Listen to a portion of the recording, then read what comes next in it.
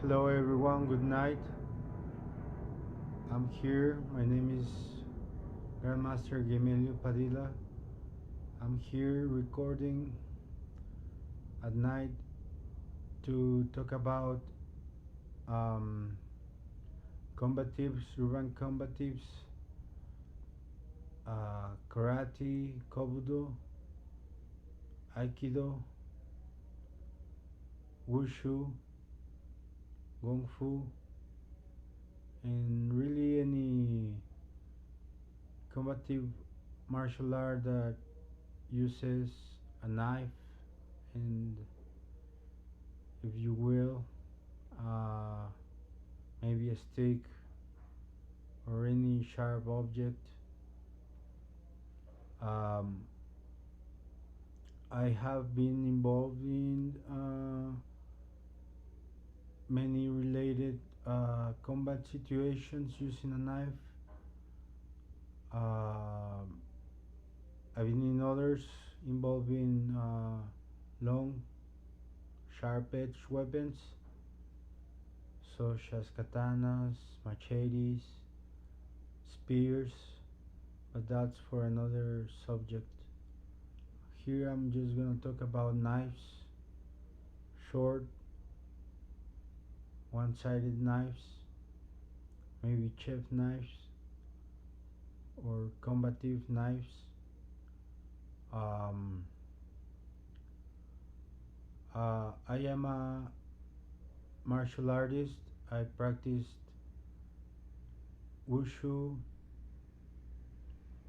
and many other combative martial arts that involves practicing with knives, and perhaps it was the first weapon that I learned how to use,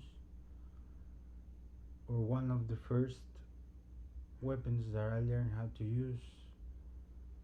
I, from a really small,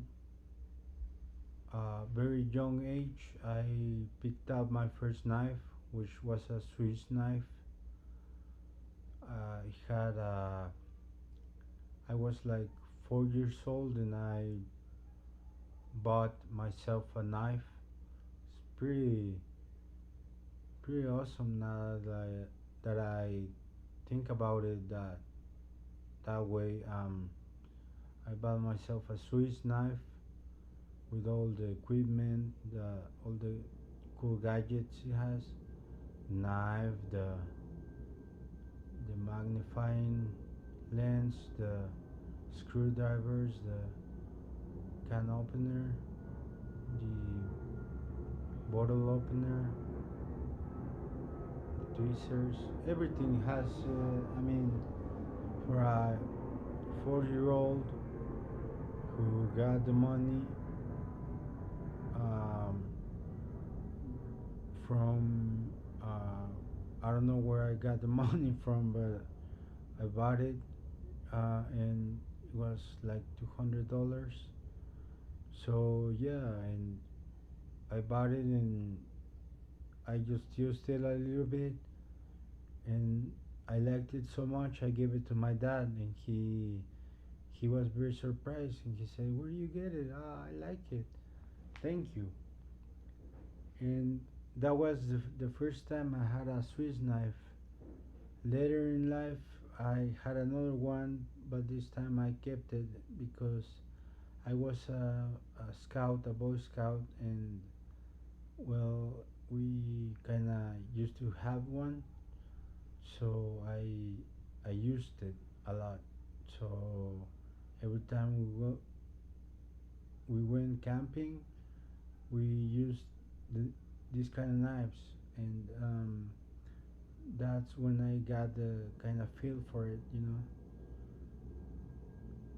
And really, any other tool, I kind of enjoyed using tools and using tightening knots and all those sort of things, you know, because you know, you're out in the woods, you're out in the fields, and you have to get used to making a fire. You have to put your tent up, and all those sort of things make you use tools and your hands, make you get dirty and muddy, and the rain falls and you have to move your tent, or you have to make it really well so you won't get wet at night. It was really nice time at a camp, and making food because that was part of my experience. Had to make fires, so I know how to make fire out in the wild. So, and I have the knowledge, so I could hunt, so I can make food for the group. I was a group cook, yeah, and so we went for the wood and the prey. So we hunt and we would cook it. Also, we have the knowledge to pick up fruits and herbs, plants, herbs. So yeah, I think I still have the knowledge to know what kind of plants are edible, and how to use. Well, nowadays there are filters to, so you can drink water from the water bodies. But when I was small, we have to boil the water and then cool it, and then use kind of desanitize it, and I think that was the the way we did it. I don't remember that well how to make clean water. I mean, we didn't drink it like right off the top, out of the river or out of the body of water, but we had we had to had a process. I don't remember quite well what was it, but nowadays it's different. It's just easier. And every time I go down camping, well, right now, when I go camping, I take water.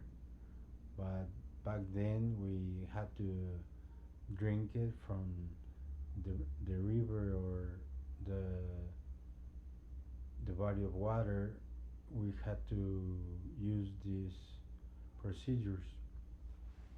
Okay, anyway, uh, and the reason why we used to drink from the river is because we will get into the river, and we ride we will uh, ride into the river and use the this kind of how do you call this, canoes or draft. I don't remember the name, but we used to go into rapids, so we would use lifesavers and lifesaver vest, um, and we will paddle. So we would if we fell, we would have to swim, but the point was we would get into the rapids and have fun. But it was only a selected group of Boy Scouts, that would have that activity, and I was one of those. And it was really exciting. I mean, the rapids are really treacherous, but yeah, I kind of liked it. And we will have to use these special boats. Um, they're field of field airfield, and they're really resistant, and um, they're for two people. And once you're in, you have to really really bottle, or really really really bottle really hard, and go like um, get directional, and travel with your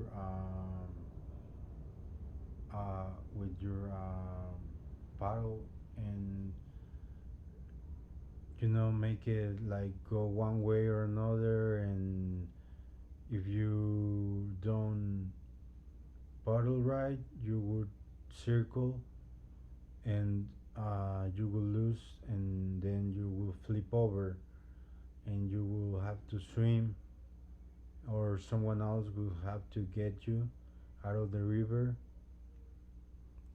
So it was kind of dangerous as well. I mean, if you didn't know how to swim, you could drown, or you could. I mean, that was a risk. You could drown, or I don't know, maybe, but someone would be out there looking after you, but you could drown. I mean, that was a risk. And the rapids were so wild and fast. You would have to paddle like um, with the rapids, so you would go faster, but with a direction. So it was really exciting. I mean, you get twice as fast direction, and you have to get coordinated with your partner, and you will get this adrenaline rush when you went rapidly downwards or with the current, and you would get really excited. It was a real nice experience. And from all those experiences, I took a lot of knowledge, and from then on, I moved into another area of expertise, where I had to use my skills on the knife side, and that was on my childhood Townsville,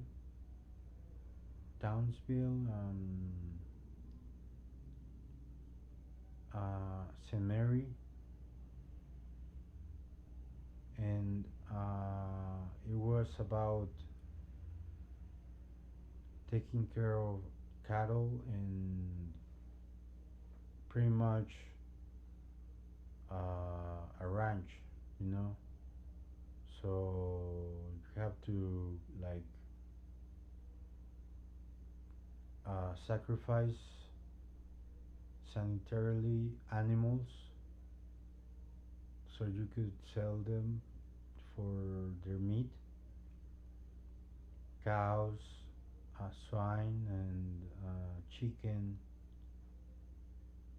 and also use your tools for harvesting fruits and vegetables and plants. So I learned how to use use it all day long. Uh, I had have to use it like uh, most of the day. So when I was um, at evening, I had blisters on the palm of my hands for having been using the tools all day long. So I had blisters. Right now you can't really tell. I mean, my hands are soft right now. I mean, if you see, you can really tell. I mean, it was just part of growing up. Then I moved into the police uh, academy, and in there we used to train. We used to train with mostly it was mostly it was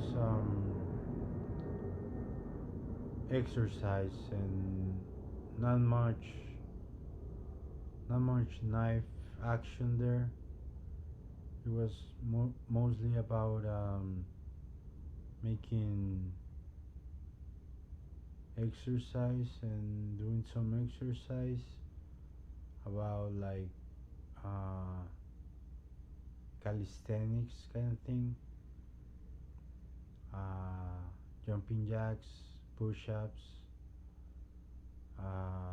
carrying one another, your partner,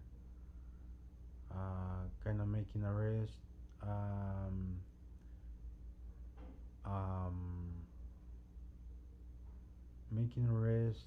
How do you say the making a rest, but like fate, um, like um, just practicing how to make a rest.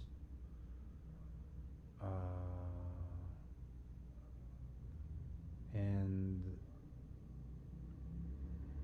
we watched how they rode bikes and the tricks they made, like jump from seat to seat, or the that was one of the most dangerous moves in motorcycle transit police academy there was, where they would go from one motorcycle to the other jumping. I think that's a suicidal jump or something like that. I don't remember that well. Another one was the cross, where they would stand up in their seat and make a cross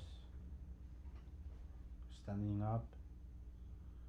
Um, from there, I moved into the Wushu Academy, where I learned all sorts of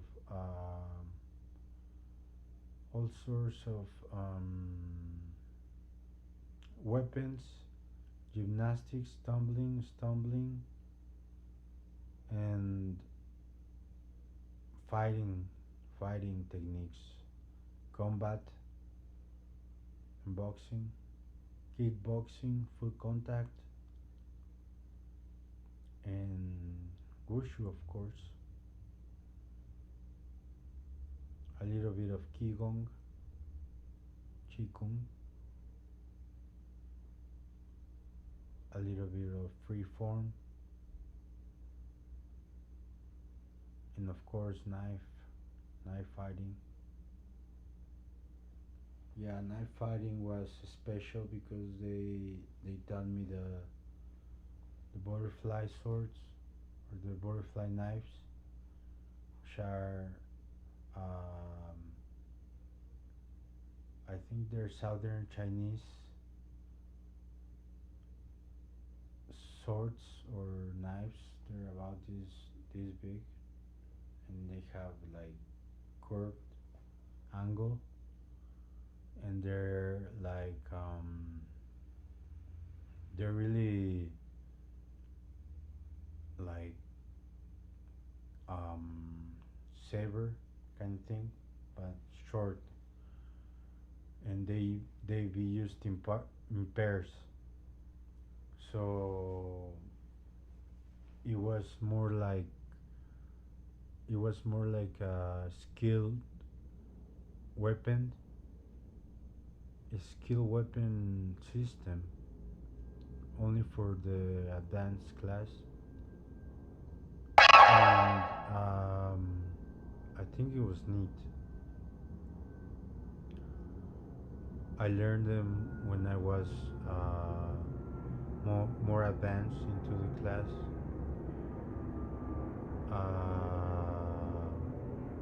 But uh, I really had some skill with knives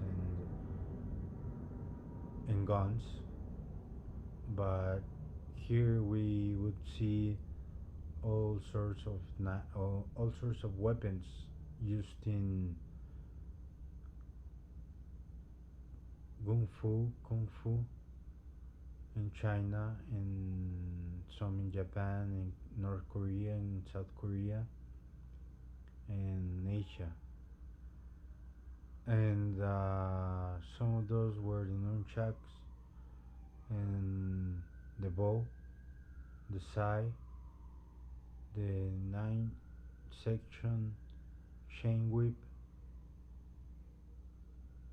the saber, dao, the spear, the tiger hooks. I forgot how they're called in Chinese. Um, the flag, which is also a weapon. People tend to ask me, is that a weapon? Is the flag a weapon? What do they say it's a weapon? Is it really effective? I say it's effective because the flag, it, the real flag is what is doing. What is doing is messing with your head, with your eyesight, and entangles you while you use the staff to actually strike, entangles you and strikes. So it's a weapon, so elegant weapon. Uh, is it the same a weapon? Well, it's a forgotten weapon. I know people who are skilled in this weapon, with the Sen or the Fan. Is that a weapon? First, there's a knife, knife edge fan, and then there's the normal Tessen, which I think that some people use that one as a weapon, which I haven't seen, but I think that's a weapon as well. I mean, I've seen there's people who use it to strike, then open it and strike the eyes, strike the face, and then close it and strike the head and poke the eyes, or strike the throat, close it and strike the nose. But I don't know, I haven't used it. I'm more into knives, size, and dows, bows, yams, spears, and staffs, chains, ropes, and chopsticks, and uh, I don't know about um, acupuncture needles. I mean, Denmark, of course, I fight with that in mind, the pressure points, the Shu. I fight with that in mind to intentionally use the pressure points of someone in order to get to the pressure point that is going to be attacked, so you can deliver a quick and effective resolution to the conflict, and devastating effect. That's because when you use Yang Shu, you have a better result. But I haven't seen someone really use an acupuncture needle in actual combat. I've seen them use bows, I've seen them use nunchucks, and I've seen them use their fists, their fingers, their elbows, their heads, their kicks, their toes, their knees, and I myself use the Yawara, Kubutan, the short stick, the palm stick, and it's effective. I mean, I've used acupuncture points to either help or aid a problem and solve a problem, or to cause a problem, to cause a knockout, or to erase an illness, to cure an illness. And the reason being is because acupuncture points are sometimes effective in the way they're meant to be used.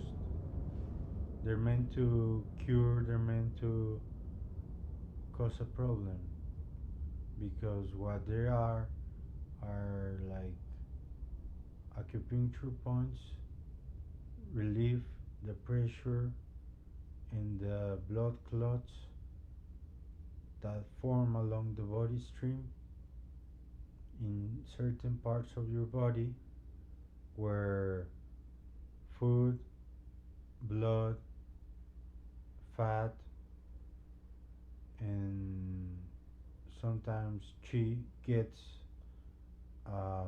coagulated, blood clots, clotted, and can't go through.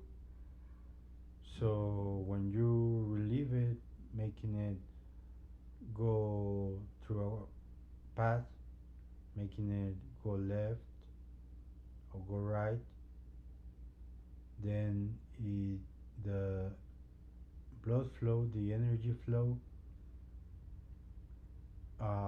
it will go through, and the effect it will cause will be good. But if you heat it, it will cause a clot. The effect will be the blockage of a certain point that will cause, for example, if you hit here and gets a blood clot, you will be unconscious in 2 minutes. If you hit here, you will have a heart attack in 1 minute. If you hit here, you will have a lung failure in 1 and 45 seconds. 1 minute and 45 seconds. So looking at it this way makes you feel like DINMAC is part of these techniques that are basics in any martial art system. And of course, there are people who really don't have any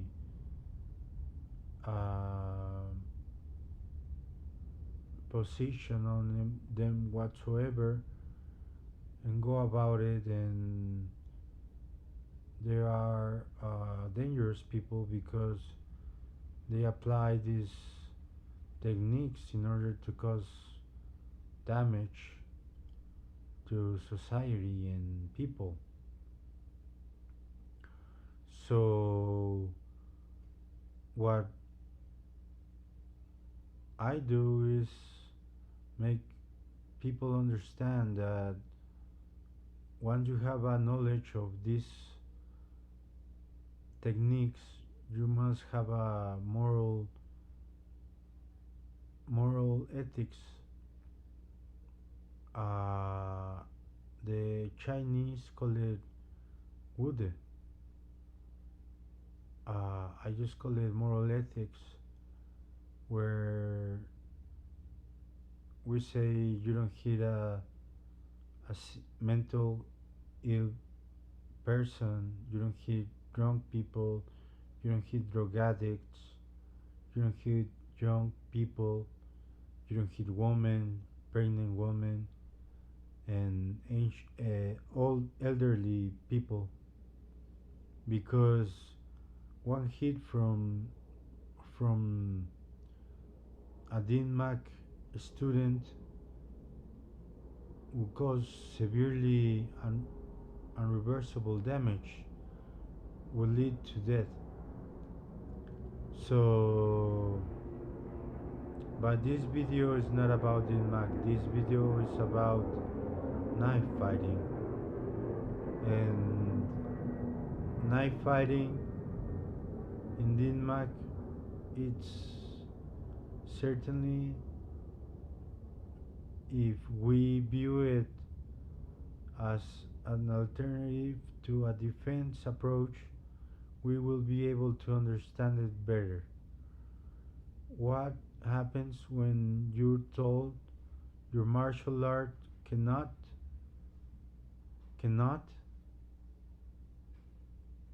defend you from a knife attack? You're probably saying, or you're in doubt, oh well, maybe that's true, you're saying to yourself. Or you're really saying, why am I here? That's true, I cannot defend myself from a knife. But looking at it from a real perspective, if you're an Aikido student and you're gonna do a technique to the wrist,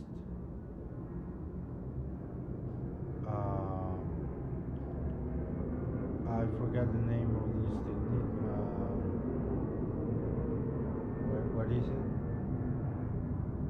Komegaishi. Okay, where you bend the wrist this way, when the assailant is grabbing a knife and you go like this and you bend the wrist and then you pop the knife, or you go like this and then you bend the wrist. It's all Dinmac. I mean, the hand is full of pressure points.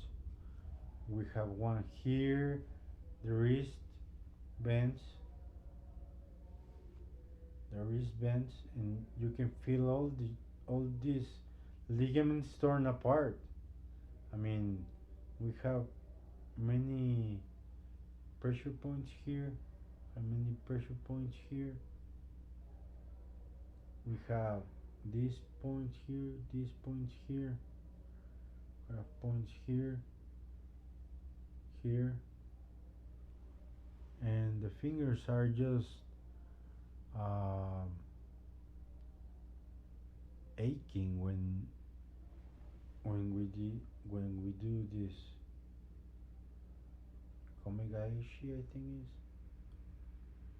Komegaishi. I forgot its name. Well, whatever. Um, when the Aikido sensei tells you, you go like this, and then you go like this, and then you step,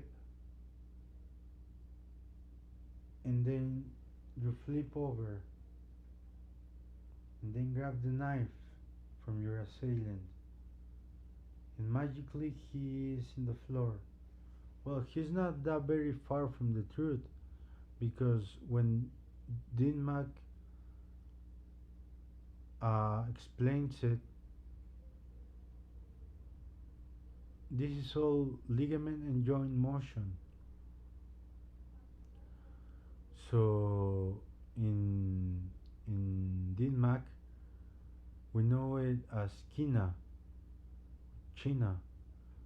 and it would be more like you grab the wrist, rotate, break the elbow, grab the head, twist it, twist your body, knee the spine, grab the balls, and drop them to the ground. I mean, it's not very similar or far from that, but you get it. It's not really that different. The principles are the same. Now, what I'm trying to say is, it works. Martial arts work. Don't be fooled by someone who says it doesn't work when they're not showing you anything else. I mean, it might not work, but what are you showing me? I mean, I'm better sticking out my plan, and my plan may be wrong, but if at least I'm knowing something, at least it's worth trying, you know. But if you're telling me it's wrong and you don't show me anything, then what's the point? And I mean, it's good you tell me, but you don't show me anything. It's like a waste of time. Um, and Krav Maga, they won't tell you it doesn't work. On the contrary, they'll tell you it's a successful approach. They can't tell you it works because they know it by experience, and they have put it to the test, and they know it works. So don't listen to fools that say that it doesn't work, because it does. What it may not work, and this I have to say, is when you have a knife and you try to defend yourself with it. It may or may not work. Sometimes you have the knife, you have to defend yourself with the knife, but it just doesn't work. You won't stick it. You won't stab someone. Why won't you stab someone if you have the knife? Well, first of all, humans aren't killers. Humans are not made for killing. Of course, we kill animals, but we're not meant to kill humans. Sometimes we just won't. So sometimes we fail to kill other humans. And um, when that happens, what we have to do is put our brains into survival mode and try to make a quick escape because otherwise we'll be in trouble. Now, I don't have to explain every detail that could happen, but I mean, you could get in trouble just by carrying your knife, and even though you don't use it, they could say you were threatening them and etc. So sometimes it just won't work using a knife, and sometimes it will. Sometimes the other guys are armed with with guns, with pistols, and you have the better skill with knives, and you defend and you win. That's a lot of times that happens. A lot of cases, you have your knife with you, you're the better skilled fighter, and even though there are three guys armed, you get to one, get to the other, and get to the third one, and you haven't got a single shot on you, and you beat the three guys. That happens, and it's possible. Most likely due to skill, survival mode, adrenaline rushes, and timing. Timing is very powerful. Footwork, coordination, and of course, technique. I'm talking about the right technique. I mean, if you go and you have no clue how to knife fight, and you get in a fight with three guys and you haven't had that kind of a fight in a dojo, then don't do it because you're gonna get seriously hurt. But if you had at least a randori round and you practice with your tanto or your knife, and you've been successful at fighting off three guys, then go ahead. It's time. But if you haven't had one single fight, I mean, even though you're feeling lucky, I mean, you say, I'm feeling lucky. It's time. No, it's not time. It's just crazy. And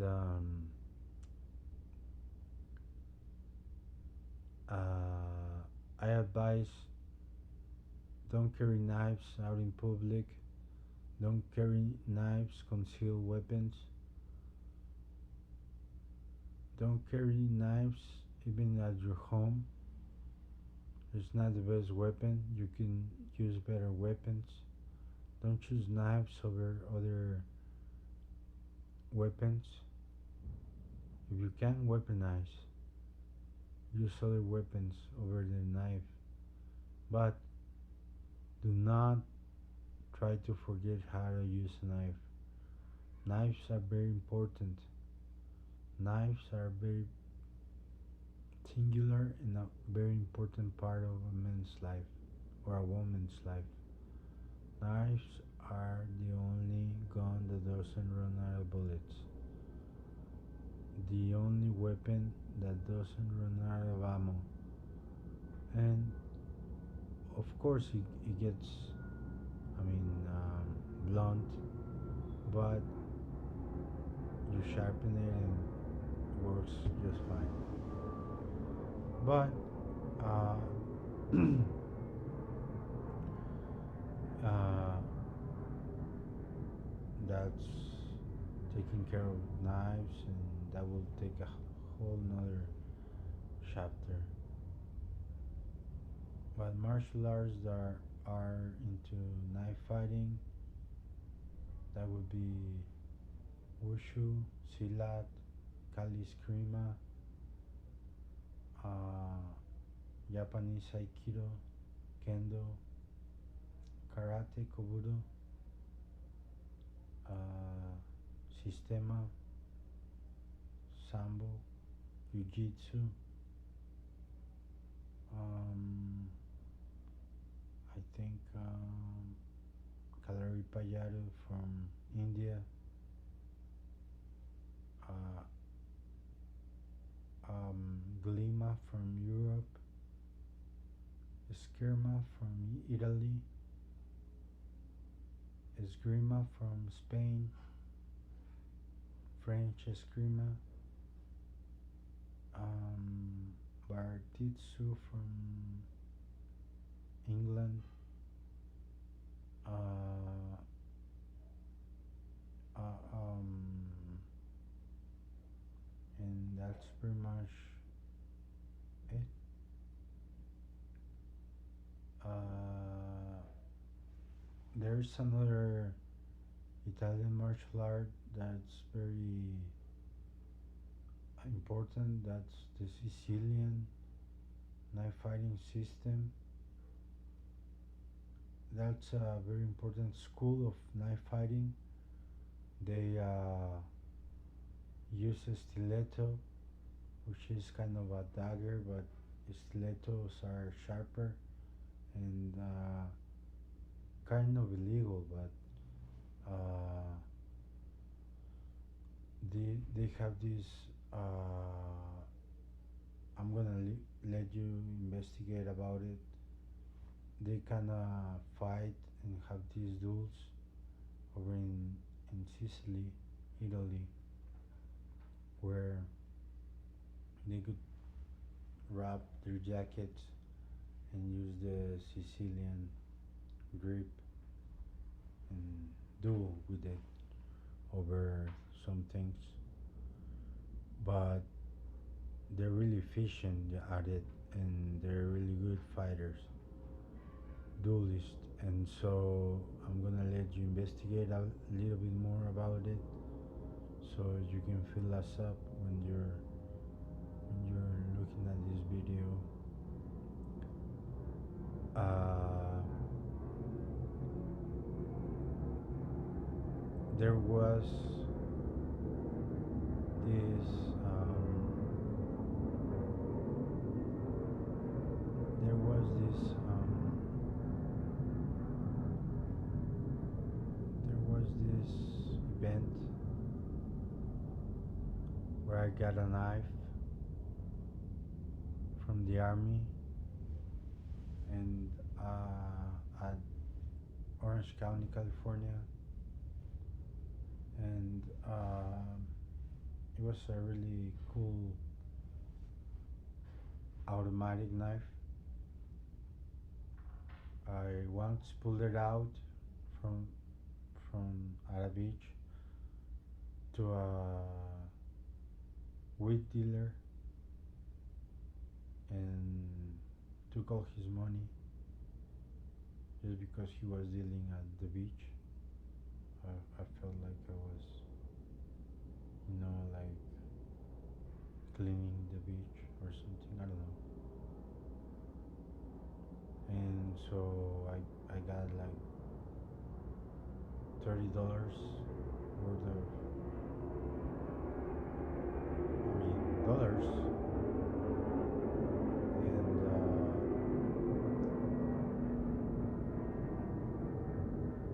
and kicked him out of the beach, and he got scared, and I felt kind of good about it. I mean, I was really young and dumb, but he was kind of scared of the knife,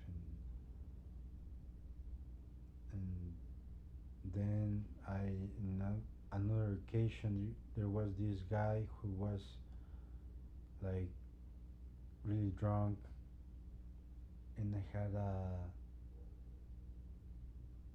a molding knife, you know, really small knife, like 5 to 6 inches, and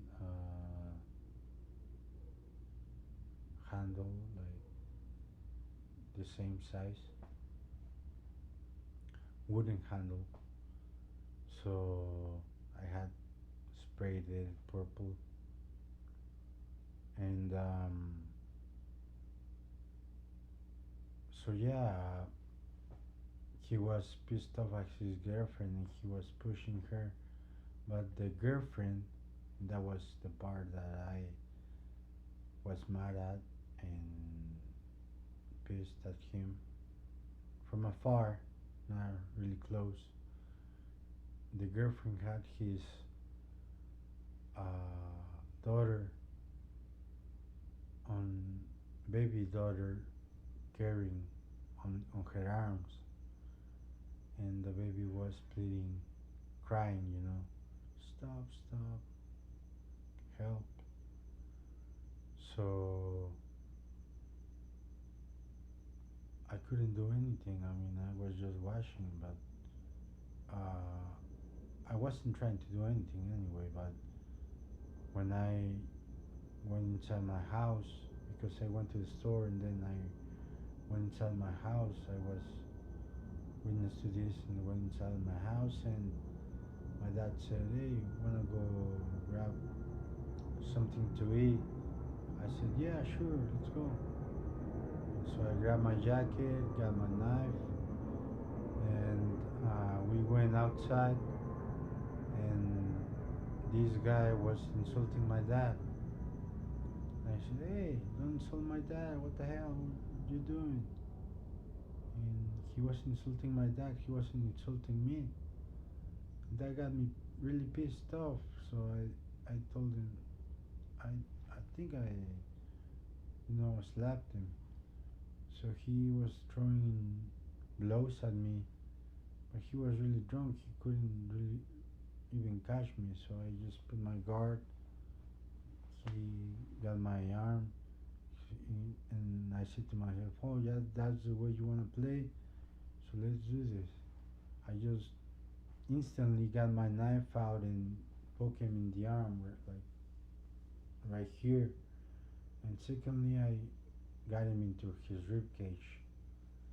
The skin just ripped off, and it was sound like ripped off skin. It was really real, really crunchy sound. I mean, I haven't heard that sound before until that happened. And I have tattoos, but I mean, even I have piercings, and you can hear the poppy sound, but it's not that loud. I mean, the piercings aren't that loud.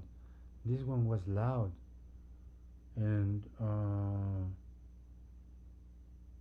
my knife bent. It bent. It hit a rib and it bent. I just took it out and put it in again and took it out. I didn't want to go like this, and just because uh, because he got yellow immediately, and he was wearing a white shirt, just like this one, but white. So the blood started dripping out from his clothes, from his body, and just stained his whole clothing. I mean, it was wild, and he wouldn't stop. He was like real stoned, and he was still throwing rocks at me. So I was just like avoiding them, and from a moment to a point, he fell down unconscious, and my dad grabbed a machete and almost decapitated him. He was mad, but his family took him out and threw him in his house, inside his house, and um, I mean, it was a big machete. It was the 77 inches, so he almost got decapitated right there and then. And my neighbors, someone called the police. I mean, my neighbors told me, "Oh, get in, get in. You might go to jail because you stabbed someone." And I said, "I didn't stab anyone. I mean, he was killing his girlfriend. It was just deserved." And yeah, the cops didn't say anything about it. I mean, everyone saw about it, and really, the cops don't do much about it because he was well deserved. And I was like a public figure back then, and they knew that I carry a knife every day, like I was an everyday carrier of knives, so they would respect that, and they really didn't take him to jail either, but he was like in bad shape, like for about 6 months. He wouldn't go out, and but he didn't die. He didn't die. Later, I found him in the street, and he just looked down, and his wife was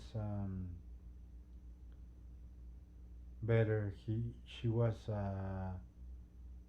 with with a better attitude and in peace,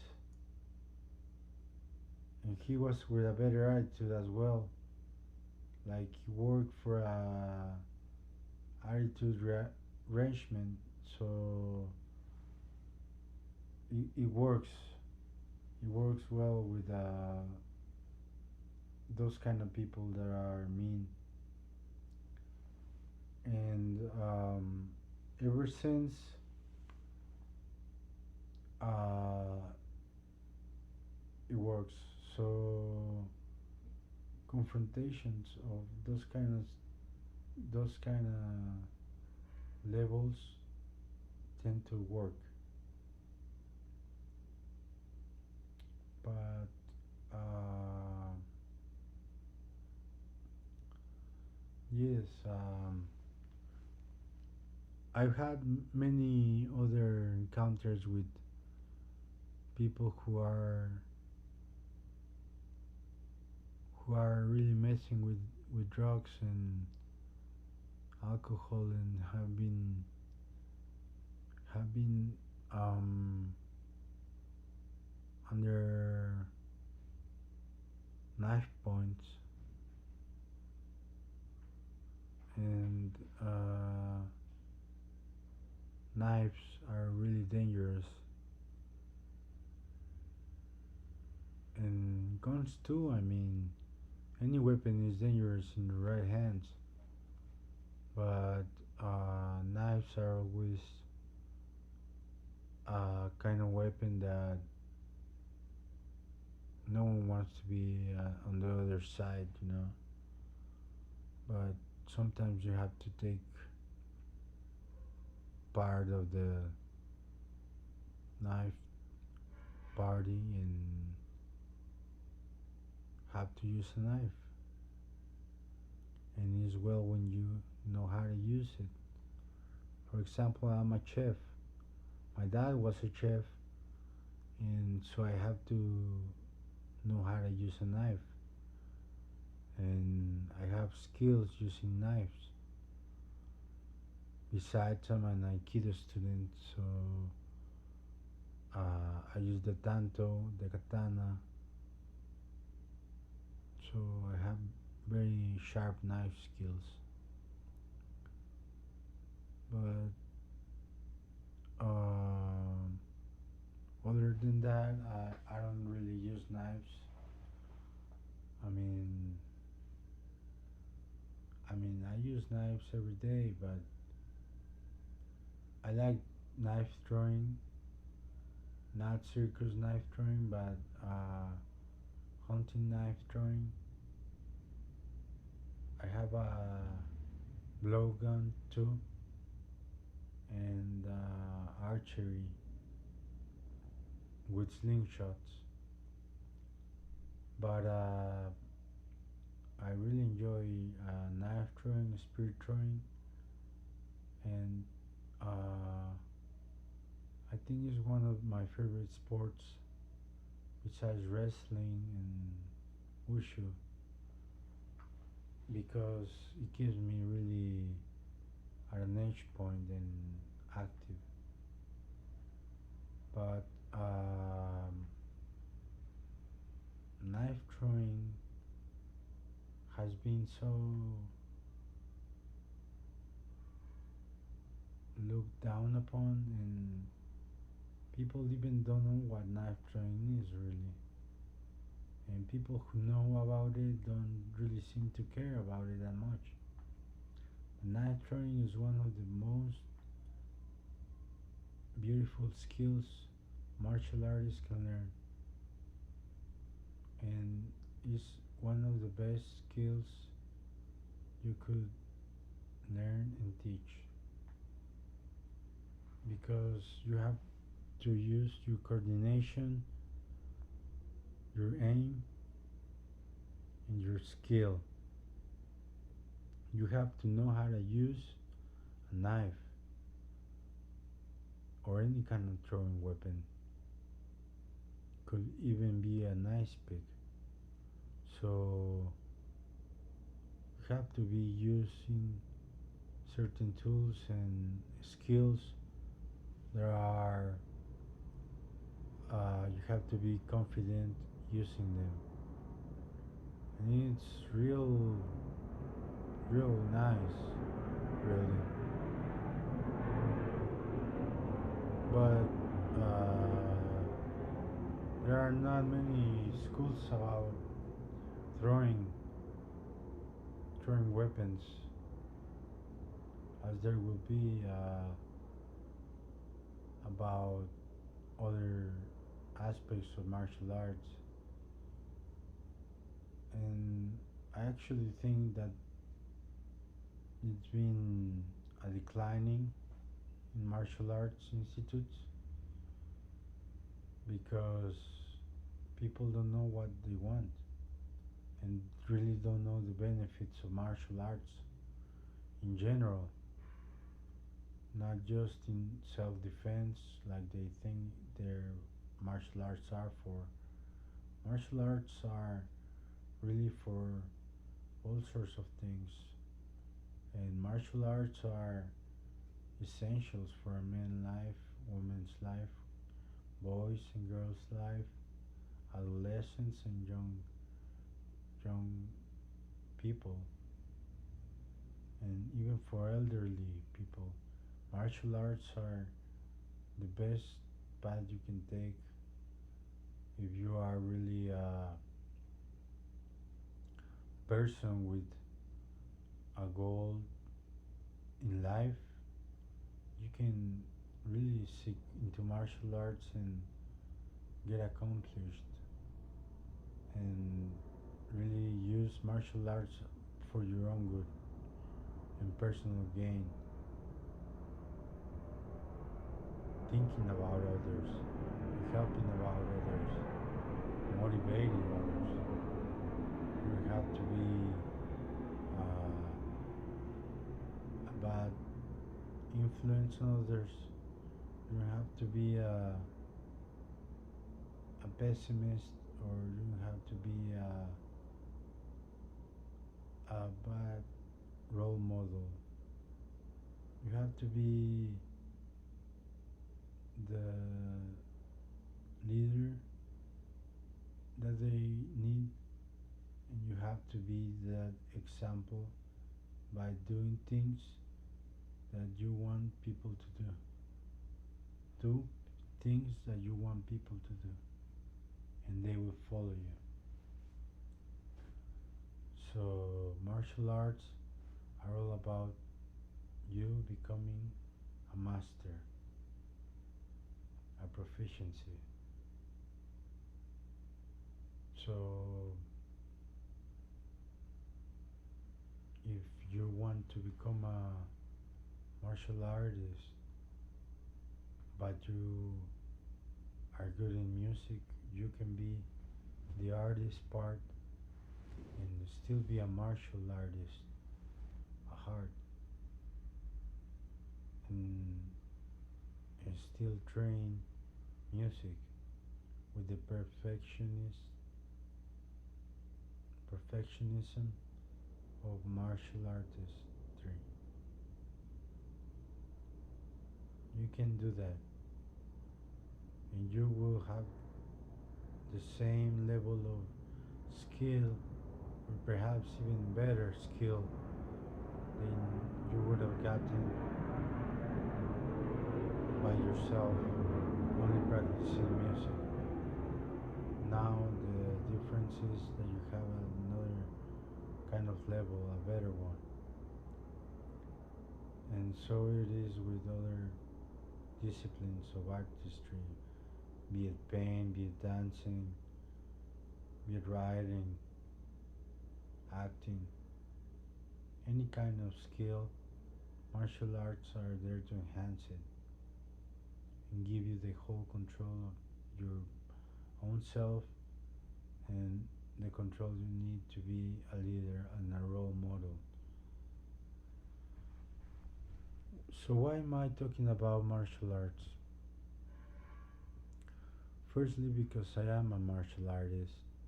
I have the experience of other art artistry. I'm also a writer, but I am more inclined to martial arts. I mostly write about martial arts in English literature, how to learn English, how to get acquainted in English, some about philosophy, and Qigong, martial arts, Dinmak, weapons. Like we talked today about knives. I talk about a lot about knives and the vital points because that's one of the better disciplines you can take for you to confront life, for you to stay alive and keep following the right path, the path of light. And I want you to keep this in mind. If the path is full of rocks, then it's a rocky road. And if it's full of thorns, then it's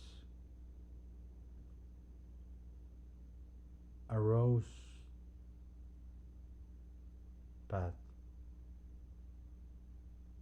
It depends on you which one you want to take. Don't say you're not gonna take anyone because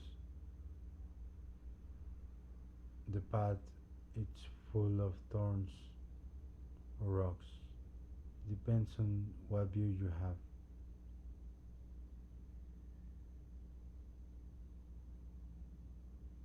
So take that in mind. Take that advice in mind And remember that it's better to walk on a rocky road than to be blind and never walk at all.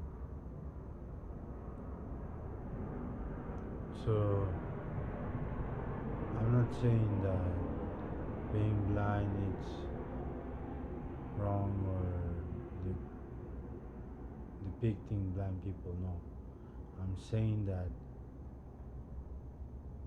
you have to walk through a path that it's either full of rocks or full of thorns. You choose which path you walk through, but either one you choose, it's better to choose one than not choose one at all. And I leave you with that comment in mind. Okay, I'm your Grandmaster Guimelo Padilla, and I see you in the next chit chat we'll get to have. So have a good night and see ya.